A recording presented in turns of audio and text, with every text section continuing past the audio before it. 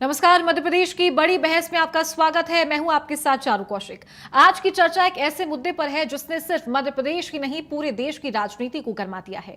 अयोध्या राम मंदिर चंदा चोरी का आरोप। राम मंदिर निर्माण के लिए दिए गए चंदे को लेकर जिस तरह के गंभीर सवाल उठ रहे हैं उसने एक नई सियासी जंग को जन्म दे दिया है। आरोप प्रत्यारोप और बयानबाजी का दौर लगातार तेज होता जा रहा है और अब इस विवाद में बड़ा नाम जुड़ गया है। मध्य प्रदेश के पूर्व मुख्यमंत्री दिग्विजय सिंह का दावा है कि उन्होंने राम मंदिर निर्माण के लिए जो चंदा दिया था वो गायब हो गया है और अब उन्होंने ऐलान किया है कि वो कानूनी राय के बाद 4 से 5 जुलाई के बीच अपने वकील के साथ अयोध्या जाएंगे।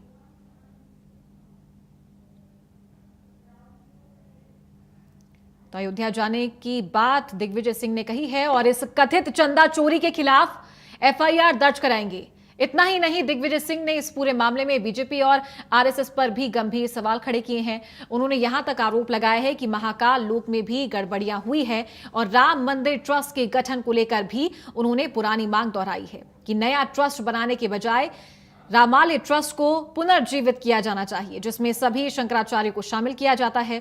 उनका कहना है कि अगर ऐसा होता है तो ना चंपत राय पर सवाल उठते, ना चंदा चोरी जैसे आरोपों की नौबत आती। इस बीच ट्रस्ट के भीतर भी सवाल खड़े हो रहे हैं।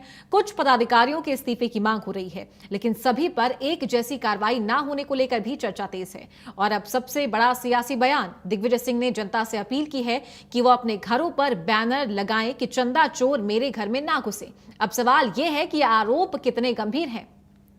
क्या यह सिर्फ राजनीतिक बयानबाजी है या इसके पीछे कोई ठोस सच्चाई भी है? और आज की इस बड़ी बहस में हम इन्हीं सवालों के जवाब तलाशने की कोशिश में जुटेंगे। हमारे साथ कुछ खास मेहमान भी जुड़ेंगे और धर्म के नाम पर जो पैसा आम जनता से लिया है, ये आस्था है या कारोबार है? एसआईटी लगातार जांच पड़ताल कर रही है और धीरे धीरे तस्वीर जो है वो साफ होती जाएगी और कड़ी से कड़ी सजा उन्होंने चालू किया भगवान राम का। और 1990-91 में अडवाणी जी ने रथ यात्रा निकाली और रथ यात्रा भी हिंदू परिषद ने निकाली और तब से चंदा सिलसिला चालू हुआ भगवान राम के विशाल मंदिर का। अरे हमने भी चंदा दे दिया और चंदा दिया, चलो भाई भगवान राम के नाम से हम लोग चंदा दिया मंदिर का। उस चंदे का आज तक पता नहीं पड़ा। अरे वो शिलाएं हमसे गांव से शिलाएं आई थी, उनके पता नहीं पड़ पाए शिलाएं कहाँ गई। ये लोग सरासर लोगों में भ्रम फैलाकर और धर्म को बेचकर अपना कमाई करते हैं। और इस कमाई से क्या करते हैं? वोट खरीदते हैं, विधायक खरीदते हैं, सांसद खरीदते हैं। ये खरीद जो है, ये पूरी की पूरी जो है, ये चंदे, हमारे चंदे की चोरी करके ये खरीद रहे हैं।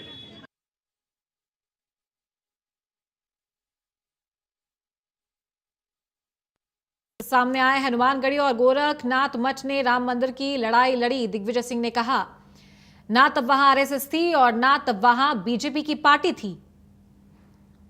तो भगवान राम से प्रेम इन्हें तब उमड़ा जब इनके केवल 2 सांसद बचे। ये लोग धर्म को लेकर, धर्म को बेचकर अपनी कमाई करते हैं, दिग्विजय सिंह ने कहा। उसी कमाई से वोट खरीदते हैं और विधायक खरीदते हैं, सांसद खरीदते हैं। बड़े आरोप लगाए हैं दिग्विजय सिंह ने भारतीय जनता पार्टी पर। हमारे ही चंदा की चोरी कर रहे हैं, खरीद रहे हैं, दिग्विजय सिंह ने कहा। मामले में चंपत राय और अनिल मिश्रा को बचाया जा रहा है, इन्हें बचाने की कोशिश की जा रही है। तो 5 और 6 जुलाई को अयोध्या में जाकर अपने चंदा चोरी को लेकर केस दर्ज कराया जाए।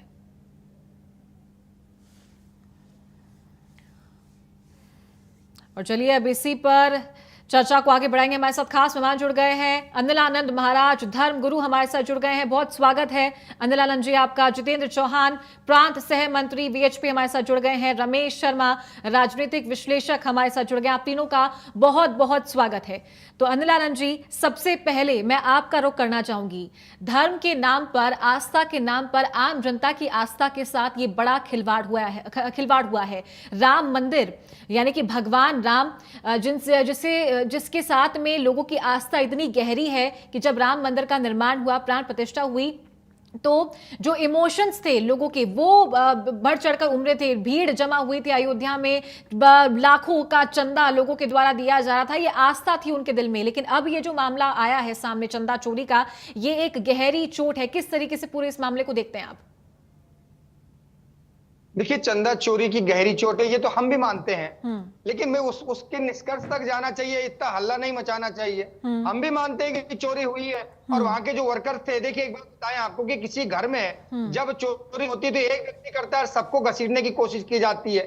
तो चंदा चोरों को पकड़ने में सरकार भी लगी हुई है, एसआईटी गठित है, लेकिन उसके लिए सारी पार्टियां एक मत होकर पूरे हमलावर हो गए राम मंदिर पे कि भाई चंदा चोरी हो गई, चोरों को पकड़ो, चोरों को पकड़ो। सरकार काम कर रही है, एसआईटी भी गठित है। हम अभी 4 दिन पहले वहां होकर आए हैं, तो वहां पूर्ण रूप से जांच के जितने नियामक वो हैं वो वहां लगाए गए हैं और पूरी बारीकी से जांच की जा रही है। किन लोगों ने इस प्रकार से सब पूरे समाज पर कालिक पोतने का काम किया, उनके नाम आपके सामने बहुत जल्दी आ जाएंगे और कुछ नाम आपके सामने आ भी चुके हैं। इतना चोर इतना हुआ नहीं है जितना पूरा बतंगड़ कर दिया। मैं ये पूछना चाहता हूं कि श्रीमान दिग्विजय सिंह जी, वो ठीक बहुत अच्छे सनातनी हैं, हम उनको सनातनी मानते हैं, लेकिन इस प्रकार से बवंडर कर देना। दूसरी लोग अभी कुछ दिन पहले केजरीवाल जब वहां गए तो घड़ियाली आंसू उन्होंने खूब तेजी से बहाए। तो उसके पहले क्या मेले मंदिर गए क्या? उसके पहले कभी ये लोग राम मंदिर नहीं गए, लेकिन अब राम मंदिर को और बदनाम करने के लिए वहां जा रहे हैं। मैं एक बात और साफ कर दूं आपको कि जो बार बार एक इशारा किया जा रहा है कि बीजेपी और आरएसएस, ना बीजेपी का उस मंदिर से कोई लेना देना है ना आरएसएस का। चंपत राय जी आरएसएस से हटके वहां राम मंदिर में उनकी नियुक्ति की गई थी। जब आरएसएस किसी दूसरे संगठन में कोई व्यक्ति काम करता है तो आरएसएस उसको अपने क्षेत्र से अलग कर देता है। इसमें वो सामान्य व्यक्ति थे उस समय। आज भी जो आरोपित गठित किया जा रहा है, इधर माननीय दिग्विजय सिंह जी ने कहा, हम उनकी बातों के और उनकी भावना का खूब सम्मान करते हैं। ऐसी बात नहीं है कि भाई चंदा उन्होंने भी दिया था, ये बात साबित भी हो गई, उन्होंने रसीद भी बताई है। लेकिन इसका मतलब ये थोड़ी अभी चोर जब पकड़े जाएंगे तो आप सबके सामने, पूरी जनता जनार्दन के सामने लिए जाएंगे। लेकिन भाई इस प्रकार से चिल्ला कर किसी पार्टी को टारगेट कर और राम मंदिर को टारगेट करने की कोशिश मुझे लगता है कि नहीं करना चाहिए जब तक जांच सामने ना आ जाए। जी ठीक है, रमेश शर्मा जी, आपका क्या एनालिसिस है? क्योंकि जब भी कोई मुद्दा उठता है तो उस पर राजनीतिक रोटियां सेकने का काम किया जाता है। हालांकि दिग्विजय सिंह की जो बात सामने आई थी, उन्होंने कहा था कि उन्होंने भी अपना चंदा दिया है और उसके बाद में राम मंदिर का जब निर्माण हुआ, मंदिर के लिए चंदा उन्होंने दिया था। और अब अयोध्या फंड पर जब सवाल उठ रहे हैं तो अब धीरे धीरे करके तमाम जो प्रतिक्रियाएं हैं, विपक्षी वार है, वो शुरू हो गया है।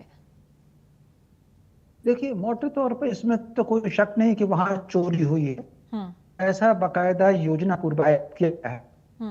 बातें हम अलग अलग समझ लें, एक तो चंदा और दूसरा चढ़ावा। चंदा जो लोगों ने दिया है और जिन लोगों ने घर घर जाकर के लिया है, वो सारा का सारा पैसा सुरक्षित है और कहीं ना कहीं बैंकों में है।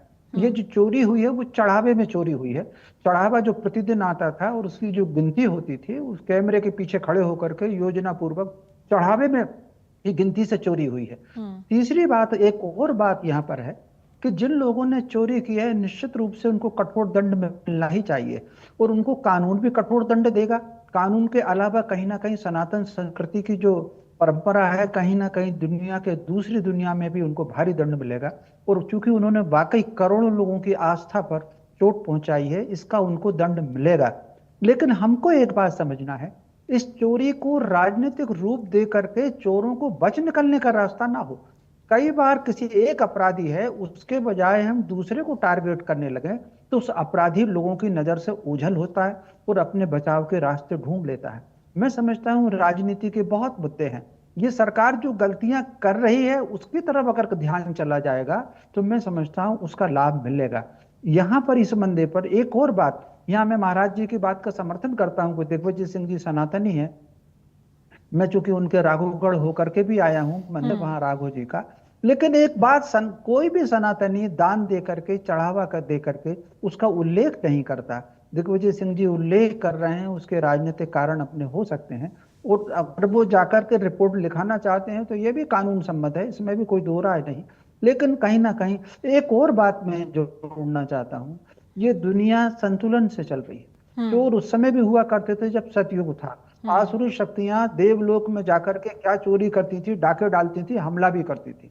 जितना अंधकार है उतना ही प्रकाश है। हमको सकारात्मकता की ओर दौड़ना चाहिए।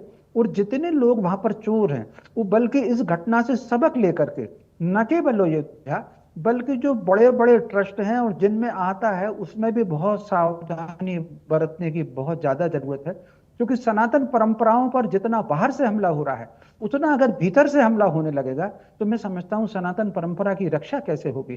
तो जो लोग सनातनी हैं, अपना नाम करते हैं, विश्वास का बहुत दुरुपयोग होता है। मैं समझता हूं व्यक्तियों को कर्मचारी रखने से पहले, मंदिर से जोड़ने से पहले, पुजारी रखने से पहले, छोटा मंदिर हो या बड़ा मंदिर हो, बहुत सावधानी रखने की जरूरत है। आपको अगर ध्यान होगा, उत्तर प्रदेश में 112-14 नकली पुजारी पकड़े गए हैं। तो कुल मिलाकर के कौन आदमी कहाँ घुस रहा है, कौन बिल्कुल कमुनी हो करके, जिस तरीके से रामचरितमानस के बाल में हम देखें, कपट मुनि ने विध्वंस कर दिया था राजा प्रताप भानु का, लेकिन हनुमान जी ने कालनेमी को पहचान लिया था, इसीलिए टारगेट पर वो सफल हो पाए। मैं समझता हूं हर सनातनी को जागरूक होना है, मंदिर प्रबंधकों को जागरूक होना, कौन कालनेमी कपट मुनि घुस गए हैं और जो सनातन पर आग कर रहे हैं उनको निकाल कर बाहर करना और उनको दंडित करना। लेकिन ये राजनीति का नहीं है, राजनीति के बहुत विषय है। जी ठीक है, आपके पास मैं आना चाहूंगी जितेंद्र जी। विश्व हिंदू परिषद, भारतीय जनता पार्टी की जो विचारधारा है हिंदुत्व को लेकर, उसके साथ में अक्सर चलती आई है, और ये जो बड़ा मामला है, किस तरीके से आप इसे देखते हैं, क्या प्रतिक्रिया आपकी आ रही है? विश्व हिंदू परिषद के हमारे केंद्रीय अध्यक्ष आलोक कुमार जी ने सबसे पहले यही कहा था कि इसमें FIR हो, SIT गठित हो और जो लोग भी जिम्मेदार हैं उन पर कार्रवाई हो। लेकिन वो प्रक्रिया चल रही है और जो लोग तरह तरह की बातें कर रहे हैं वो लोग SIT के सामने कुछ भी लेके नहीं जा रहे हैं। चंदा चोरी की बात कर रहे हैं, उस ईंटें चोरी की बात कर रहे हैं, इस प्रकार के प्रश्न उठा रहे हैं। और जो हमारे सम्मानीय इसके मध्य प्रदेश के पूर्व मुख्यमंत्री अपने आप को बड़े सनातनी कहने वाले, ये वही दिग्विजय सिंह जी हैं जो 26/11 में RSS को जोड़ रहे थे। ये वही दिग्विजय सिंह जी हैं जो जाकिर नायक को धर्म शांति का दूत मानते हैं। ये वही दिग्विजय सिंह जी हैं जो हाफिज सईद को साहब बोलते हैं और उसामा बिन लादेन को जी बोलते हैं। तो इनकी मानसिकता तो सबको पता है। ये इनके केवल ये इन्हें बटला हाउस पे इनकाउंटर पे भी प्रश्न खड़े किए थे। तो ये इनका उद्देश्य केवल किसी विषय को उठाना नहीं है, इनका उद्देश्य है हिंदू धर्म, संस्कृति, परंपरा को कैसे ठेस पहुंचाई जाए, कैसे उसके मान मंदिरों को खंडित किया जाए, कैसे लोगों की आस्था कम की जाए। इसलिए कहीं ना कहीं ये सारी जो पार्टियां हैं आज की डेट में जो सामने खड़ी हुई हैं, चाहे वो जिनकी दुकानें बंद हो गई हैं आज पूरे देश के अंदर, वो इस चंदा चोरी के इस छोटे से घटनाक्रम के कारण अपनी दुकान चमकाने में लगे हुए हैं। इसके अलावा और बाकी जो उसके लिए जिम्मेदार है उस पर पूरी कार्रवाई हो रही है, होगी, और उसको कोई भी बख्शा नहीं जाएगा। ये पूरा हिंदू समाज उसके लिए तैयार है। बिल्कुल ठीक है। अनिलानंद जी, मैं आपके पास आना चाहूंगी। आपने बिल्कुल ये सही बात कही थी कि जब तक जांच पूरी नहीं होनी चाहिए तब तक उससे पहले आरोपों को सिद्ध करना और ये हल्ला मचाना बिल्कुल गलत है।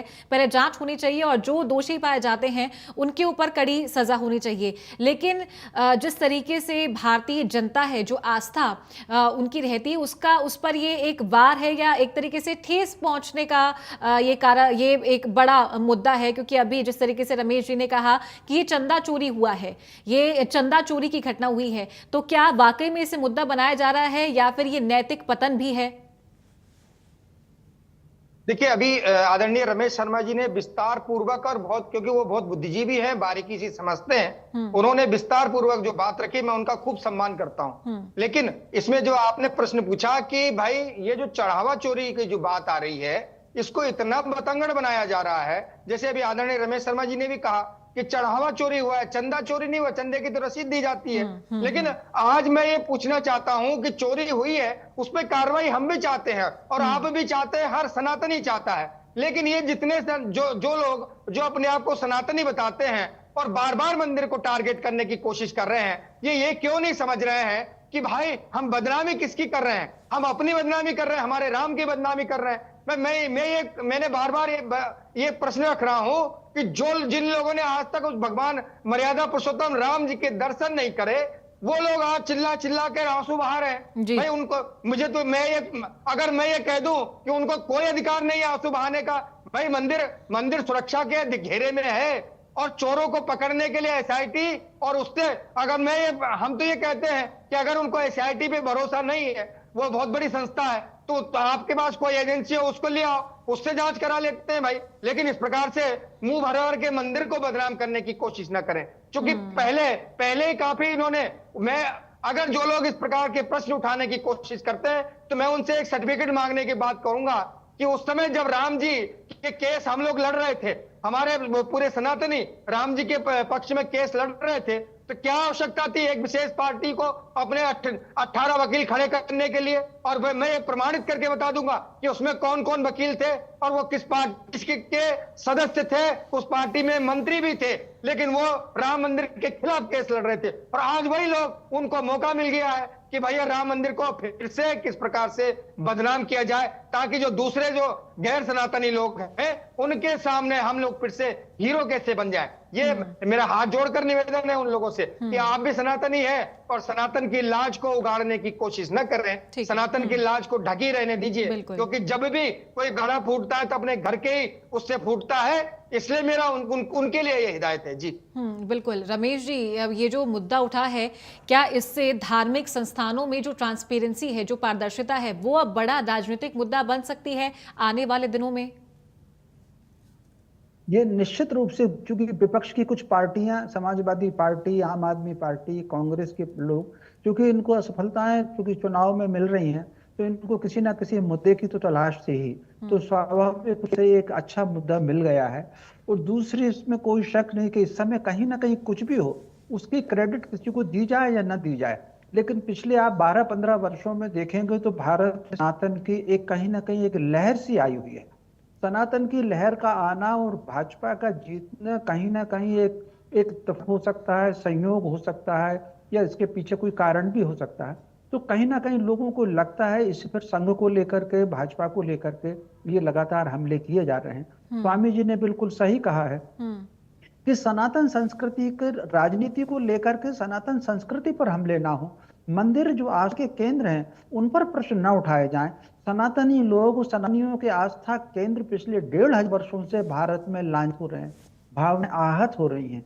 अगर समय बदला है और अंगड़ाई लिए है, लोगों की भावनाएं अगर प्रमुख हुई हैं, तो चोरी की घटना बड़ी है, वो छोटी घटना नहीं है, लेकिन उस घटना को लेकर के उसका इतनी फैलाव ना हो कि सारे के सारे लोगों को उसको घेर लिया जाए। एक बात मैं बहुत स्पष्ट कहना चाहता हूं, भारतीय संविधान और सनातन परंपरा इसमें बहुत स्पष्ट है कि अगर एक अपराधी है उसके लिए वही जिम्मेदार माना जाता है। हिरण्यकश्यप को देख लीजिए, वो धर्म विरोधी था, लेकिन कयादू को अपराधी नहीं माना गया, प्रहलाद को अपराधी नहीं माना गया, हिरण्यकश्यप के पिता कश्यप को अपराधी नहीं माना गया, केवल हिरण्यकश्यप पे जोर दिया। भारतीय संविधान भी ऐसा है, एक अगर हत्या करता है, अपराध करता है, तो उसके पूरे परिवार को अपराधी नहीं माना जाता। ठीक उसी प्रकार मंदिर में अगर 2, 4, 10 लोगों ने, 20 लोगों ने, कितने लोगों ने चोरी की है, वहां पे लगभग 1-आध हजार लोग राम जी की सेवा में हैं, कितने लोग निस्वार्थ भाव से सेवा में हैं। मैं समझता हूं सब पर उंगली उठाना बिल्कुल ठीक नहीं है। जो अगर किसी निर्दोष पर आप उंगली उठाएंगे, मान करके चलिए कि आप अपने अगले जन्म के लिए, आप अपनी मृत्यु के बाद की जिंदगी के लिए कुछ ना कुछ आप अपना ही प्रश्न चिन्ह लगा रहे हैं। हम अगर देखें तो 7 प्रकार की हिंसा मानी गई है। शरीर की हिंसा तो 302 है। हमारे यहाँ संस्कृति में देखें, अथर्ववेद में उसका वर्णन है, किसी की भावनाओं को ठेस पहुंचाना, किसी की प्रशंसा को ठेस पहुंचाना, किसी की साख को आघात पहुंचाना, ये सारी चीजें भी 20 प्रकार की जो हिंसा मानी गई है, उसमें किसी की भावनाओं को ठेस पहुंचाना, किसी निर्दोष को आक्षेप लगाना, मैं समझता हूं वो भी हिंसा की परिस्थिति में आता है। लोगों को राजनीति के बहुत मुद्दे हैं, पढ़ करके तो देखिए, केवल मीडिया में एक खबर मिल गई और राजनीतिक मुद्दा बना ली, पढ़ करके देखिए कितने मुद्दे हैं आपके पास। जी बिल्कुल। जितेंद्र जी, क्या विश्व हिंदू परिषद सरकार से ठोस कानून बनाने की मांग कर रहा है? क्योंकि अब ये जो मामला उठा है उसके बाद विरोधी जो हैं वो लगातार सनातन पर सवाल उठाते आए हैं, और अब उनके पास भले ही ये मुद्दा, ये जो आरोप है वो अभी तक सिद्ध हुआ है या नहीं हुआ है, लेकिन उनको एक टॉपिक जरूर मिल गया है।